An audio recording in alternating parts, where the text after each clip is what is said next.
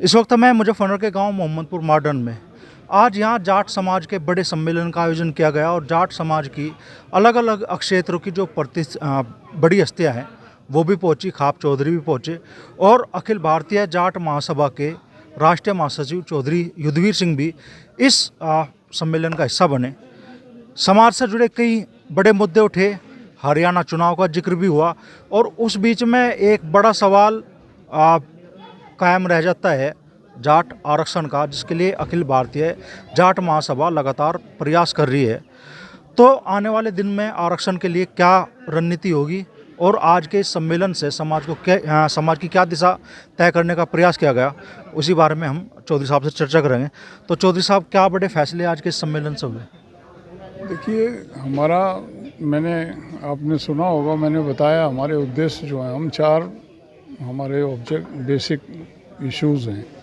हम समाज में कुरीतियों को दूर करने के लिए, समाज में शिक्षा का उत्थान हो, समाज में आर्थिक उन्नति हो और समाज के राजनीतिक हितों का ध्यान रखा जाए, इनको लेके हम एक जागरूकता समाज में पैदा करने का प्रयास करते हैं और उसी कड़ी में ये आज की मीटिंग थी। अच्छा, जब से हरियाणा का विधानसभा चुनाव परिणाम आया है, चुनाव के वक्त कहीं 35-1 की चीज़ें नहीं थी और उसके बाद में मीडिया के एक वर्ग में भी कि ये तो साहब 35-1 का रिजल्ट है और एक कास्ट को लगातार, मतलब ख़ासतौर पर जाट समाज के बारे में बहुत सारी चीज़ें कही जा रही है।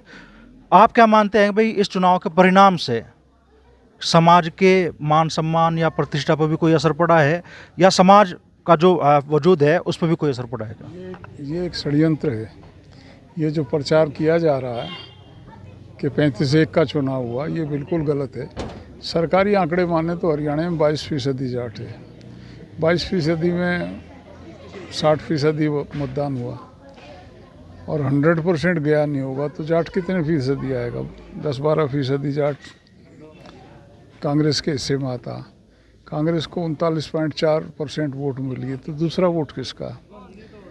12% जाट है। चलो जाट की बात करने लग जाए, सारे जाट तो थे नहीं कांग्रेस में, मेजॉरिटी में कांग्रेस में थे, तो अन्य वोट किसकी हैं? दूसरे समाजों की। ये एक सोची समझी रणनीति है जो पिछले 10 साल से काम किया जा रहा है। 35-1 का नारा एक दल विशेष वहाँ देता और वो उसका ये भविष्य की राजनीति में अपने इस जो ये कॉन्सेप्ट लेके वो चल रहे हैं, इसको और मजबूती देने के लिए वो शोर मचा रहे हैं कि 35 ने रिजेक्ट कर दिया। उनसे कोई पूछे भी, जब 12% जाटों की वोट है तो ये 39, ये 27 कौन है? दूसरी जातियाँ हैं। ठीक है, जातिवाद का जहर घोला है उन्होंने, हरियाणा में नहीं देश में जो है धर्म और जाति पर राजनीति हो रही है और वही सबसे बड़ा दुखद है। मैं चौचरण सिंह जी के चरणों में बैठ के मैंने राजनीति सीखी। 1980 में वो एक दिन ये कह रहे थे कि जब नेता में राष्ट्रीयता के प्रति प्रेम खत्म हो जाता, जो अपनी तुच्छ राजनीति के लिए घटिया से घटिया नीति बना के राजनीति करता है, तब देश विखंडन की तरफ बढ़ता है। और वो 1980 में ये बात कह रहे थे कि मुझे ऐसा लग रहा है जिस दिशा में राजनीति जा रही है, देश के और टुकड़े होने के का आभास मुझे हो रहा है। और आज मैं उनकी उस बात को याद करके मैं देखता हूँ कि सामने है, सब कुछ जो हो रहा है वो सामने है। आप समाज के सब वर्गों को साथ लेके चल सकते हैं, आप किसी को उठा के फेंक नहीं सकते इस देश से बाहर। ये देश सबका है। ये देश, ठीक है, मत भिन्नता है, वो होती है, सब परिवार में भी होती है। उसका मतलब ये नहीं है कि हम भाईचारा ख़राब कर दें, एक दूसरे के दुश्मन बना के सामने खड़ा कर दें, इस तरह की ओछे नारे और ओछे इश्यूज़ गढ़ें जिससे समाज में वैमनस्यता फैले। तो ये हो रहा है आज समाज में और मुझे वो चौचरण सिंह की बात जो है बहुत नज़दीक कहीं दिखाई दे रही है। तो हम तो जाट समाज जो है इस मामले में सेकुलर रहा, हमेशा से भाईचारे में विश्वास करता। हम किसी, ठीक है, हमारा ये जाट समाज का मंच है, हम यहाँ अपने समाज के उत्थान की बात करते हैं, लेकिन किसी समाज के प्रति द्वेष नहीं है हमें। कल को किसी भी समाज में हम अपनी जाट हमेशा समाज में सार्थक भूमिका निभाता है। हर उस इश्यू पे जाट खड़ा होता है जिसमें समाज का नुकसान हो। समग्र समाज को जाट लेके चलता है, ये उसकी एक डीएनए है उसका, ये उसमें काम करता है उस पर। अच्छा, पहलवान, जवान, किसान, 3 बेस बनाए कांग्रेस ने अपने चुनाव के हरियाणा में। 3 बड़े मुद्दे बनाए और जब चुनाव परिणाम आया, प्रधानमंत्री नरेंद्र मोदी बीजेपी कार्यालय पर पहुंचे और उन्होंने कहा कि भाई किसान ने खुल के साथ दिया। बीजेपी का किसान वाला जो मुद्दा था एक तरीके से डिनाई कर दिया भारतीय जनता पार्टी ने कि किसान आंदोलन का कुछ असर इस चुनाव पे था। ये तो आपने चुनाव के दौरान मनोहर लाल खट्टर ने बयान दिया था कि कुछ लोग किसान का मुखौटा लगा के दिल्ली में आके बैठ गए। मतलब वो तो मानते ही नहीं है कि वो किसान आंदोलन था, और उनकी स्ट्रेटेजी वो पहले थी, वो उनकी आज भी है। उनके पैरामीटर में कौन किसान है भगवान जाने, किसको वो किसान मानते हैं किसको नहीं मानते हैं, लेकिन उनका एक अलग सोच है और अलग तरीके की राजनीति वो करते हैं, जिसमें ये आज के दिन वो कामयाब जरूर हैं, लेकिन एहसास होगा उसका। उन्होंने जातियों को आमने सामने खड़ा कर दिया। और चौचरण सिंह एक बात और कहते थे, चौ साहब कहते थे, जिस दिन इस देश का व्यक्ति किसान बन के वोट देगा उस दिन इस देश में किसान की समस्याएं खत्म हो जाएंगी। विडम्बना ये है कि चुनाव जब आते हैं किसान ना रह के जातियों में विभाजित हो जाता, और जिसका लाभ ये राजनीतिक लोग शुरू से उठा रहे हैं। अच्छा, लोकसभा चुनाव से पहले दिल्ली के तालकटोरा स्टेडियम में आप लोगों ने बड़ा आयोजन किया, जाट आरक्षण के पक्ष में आवाज़ बुलंद करने की कोशिश भी की। उसके बाद भी धीरे धीरे से ही लेकिन आवाज़ें उठती रहती है जाट आरक्षण को लेके। अब अखिल भारतीय जाट महासभा जाट आरक्षण को लेके किस तरह की रणनीति बना रही है, और क्या लग रहा है कि भाई निकट भविष्य में ये वजूद में आएगा? आप तालकटोरा थे, मैंने स्पष्ट कहा था, हमारा काम होता है, संगठन का काम होता है इशू को हाईलाइट करना, पॉलिटिकल सिस्टम पे प्रेशर बनाना, उसके बाद उसकी एडवोकेसी करते हैं पॉलिटिकल लोग जो उसके दल में होते हैं। कांग्रेस में जब हम लेने में सफल हुए थे उस टाइम पे चौधरी अजीत सिंह, भूपेंद्र हुड्डा, कैप्टन अमरिंदर सिंह, हरियाणा, यूपी और पंजाब के 3 दिग्गज नेता हमारी मदद में खड़े थे। सोनिया के यहाँ हमारे वकील बने हुए थे। आपको ध्यान हो तालकटोरा में मैंने जो लोग आए हुए थे नेता बीजेपी के उस समय, मैंने ये कहा था आप हमारे वकील बन जाओ, आरक्षण बिना वकील नहीं मिलेगा। हमने अपना काम कर दिया, हमने दिल्ली में आके इस बात को हाईलाइट कर दिया। यहाँ से हमारी बात को, जहाँ जो सिस्टम है, जहाँ से फैसले होते हैं, वहाँ ले जाने के लिए हमको वकील चाहिए, आप हमारे वकील बन जाओ। आपके सामने मैंने निवेदन किया था। उस समय फिर भी हम इस स्थिति में थे कि उस बात को पहुंचा सकते थे, हल्के में जैसी पहुंचा सकते थे। आज की परिस्थिति तो ऐसी है कि इस पार्टी में हमारी बात को वहाँ तक पहुंचाने वाला कोई नुमाइंदा ही नहीं है जहाँ पे फैसले लिए जाते हैं, और जब तक वो स्थिति नहीं बनेगी तब तक आरक्षण होगा नहीं। और ये जो आज सत्ता में पार्टी बैठी है, इनके एजेंडे में जाट, एंटी जाट राजनीति ये हमारे इस क्षेत्र में करना चाह रहे हैं। 2013 में जो खेल किया गया था वो कॉन्स्पिरेसी वहाँ शुरू हो गई थी 2013 में जब सुबह न्यूज़पेपर में हेडिंग था वो जाट वर्सेस मुस्लिम का था, तो वो खेल किया गया था सारा। और उस खेल के बाद यहाँ तो जाट मुस्लिम का खेल किया गया, जब हरियाणा में चुनाव आया तो 35-1 का खेल किया गया। इशू ये है कि ये उत्तर भारत में इन प्रदेशों में एक सशक्त जाति है जो डोमिनेट करती है राजनीति को। आज से नहीं, पिछले 100 साल का मैंने छोटू राम जी का जिक्र किया, 100 साल से हमने राजनीति में लीड किया है।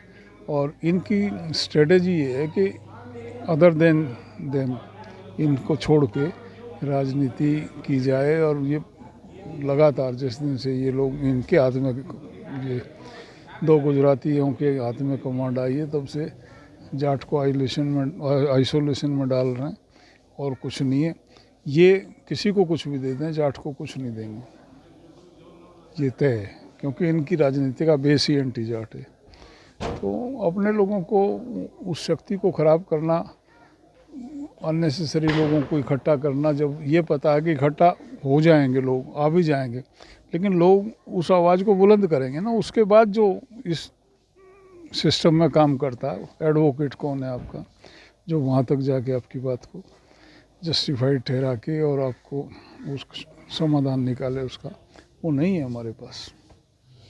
अच्छा, हरियाणा में विशेष तौर पे हमने देखा जेपी दलाल हों, दुष्यंत चौटाला हों, कई बड़े चेहरे कैप्टन अभिमन्यु हों, धनखड़ जी हों, जाट समाज के जो बड़े नेता थे भारतीय जनता पार्टी से, सबको वोटरों ने हराया। और दुष्यंत चौटाला की तो जो गति हुई, वो 1% वोट भी नहीं ले पाए।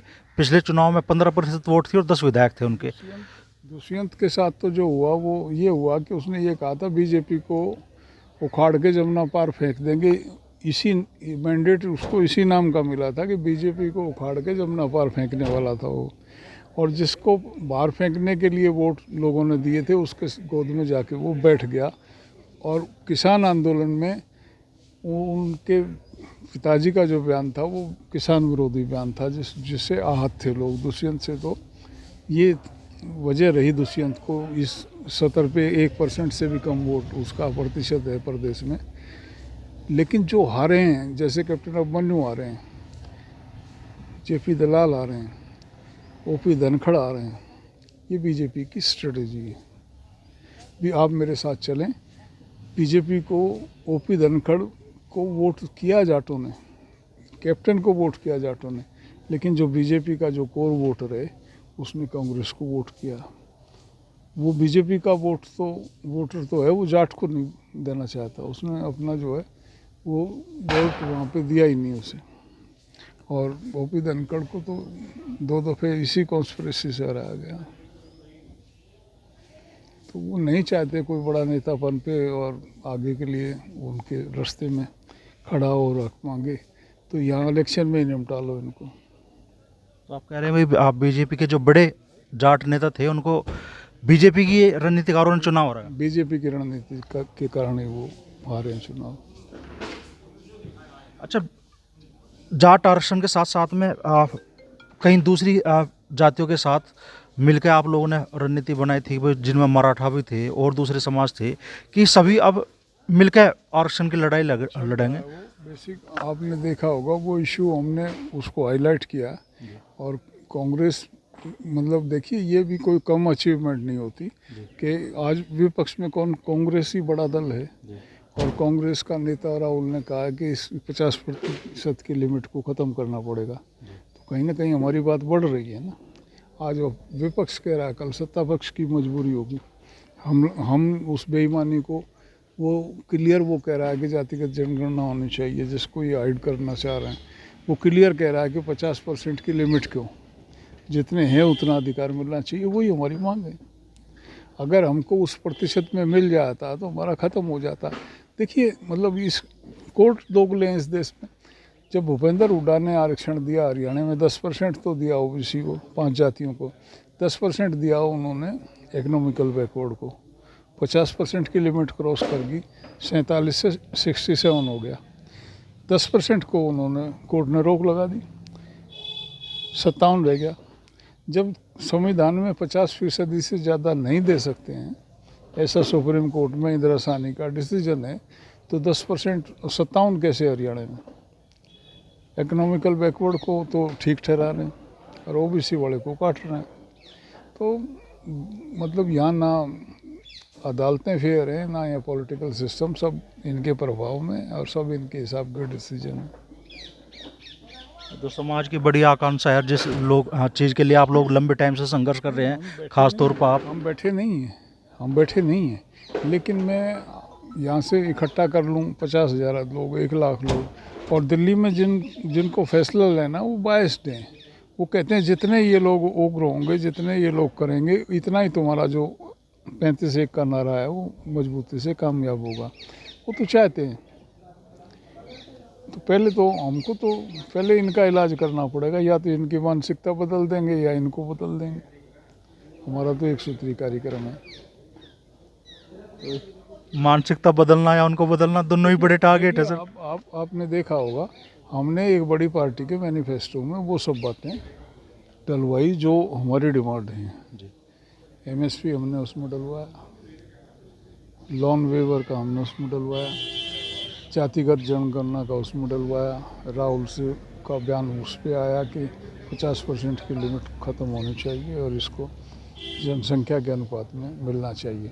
आज विपक्ष में हम कामयाब हुए हैं, कल सत्ता पक्ष पे भी दबाव बनाएंगे, तो हम चल रहे हैं अपने कदम से। लेकिन ये मतलब मूवमेंट है, आरक्षण की लड़ाई 1950 में शुरू हुई थी।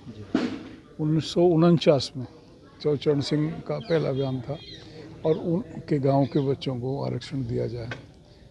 उसके बाद ओबीसी कमीशन बना 49 में, और वो चलते चलते 80 में दोबारा चौल साहब ने गठन किया इसका, बाद में 95 में लागू हुआ।